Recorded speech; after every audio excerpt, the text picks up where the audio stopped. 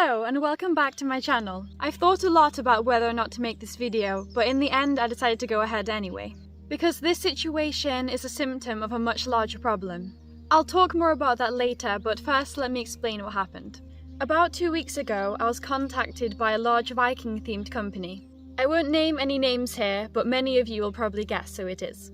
They expressed interest in sponsoring me, potentially long term. I was thrilled. Sponsorships are how I'm able to make this content. And this opportunity would have been a major step forward in producing higher quality videos and more in-depth videos.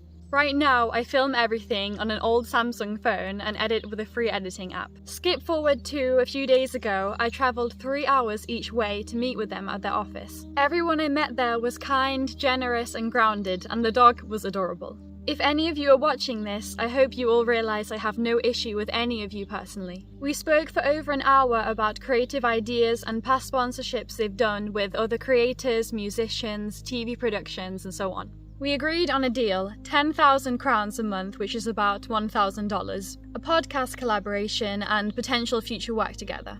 But I'll be honest, during the meeting I already knew that this deal would make me have to change how I create content. As many of you know, I hold alternative views and enjoy exploring history through theorizing and questioning. Fame has never mattered to me, but like anyone else, I need to earn a living. This deal would have allowed me to continue creating content indefinitely. Making even a 1-minute Instagram reel takes me a full day. Researching, writing, filming, editing, posting. I do all of this alone and it's not sustainable long term without an income. Luckily, I didn't have to ponder this issue of changing my content for too long, as less than 24 hours after this meeting, they messaged me to let me know they'll be cutting ties with me. Their team had reviewed my content and found it to be political and pseudo-scientific. They specifically mentioned my following of RFS, a political party here in Sweden. I want to clarify that I am not affiliated with them and I'm not creating content for them in the past or now.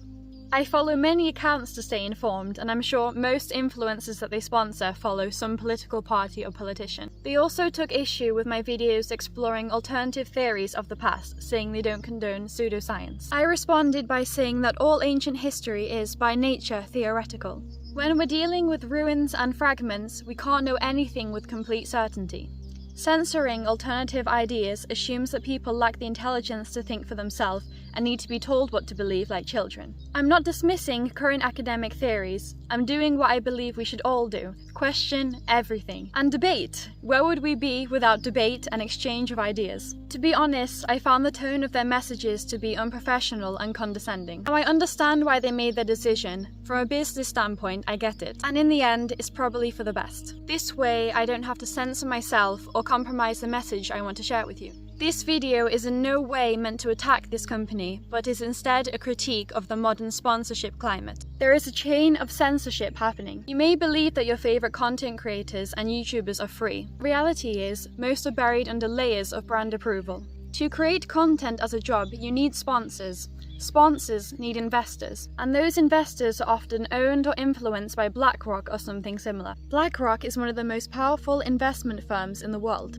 Their shareholdings give them influence over corporate decisions. To stay in BlackRock's favor, companies self-censor, choosing safe creators and messages. That means most of the media you consume, whether it's content creators, movies, or products, is shaped by corporate values that align with globalist standards. Criticism of digital surveillance, skepticism towards diversity casting in historical dramas, anti-globalist views, these are all considered risks. And if you voice them, you won't get sponsored. You don't get sponsored, you can't continue. They also let me know they received quite a few emails complaining about their collaboration with me after sharing me on their Instagram story. I have had friends receive threats from people for sharing anything in relation to me. Why is it that a few people get to decide what everyone sees? Just because they don't like me, you shouldn't be allowed to even know that I exist. I am not doing this for money.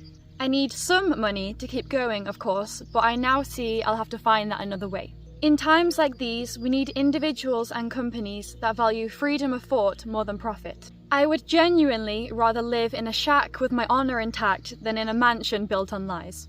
For many people today, speaking your mind can mean losing access to education and employment, simply because someone higher up has different views.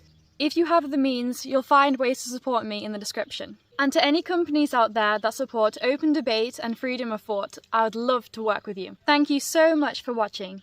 I look forward to moving on from this situation and continue exploring history, spirituality and philosophy with all of you.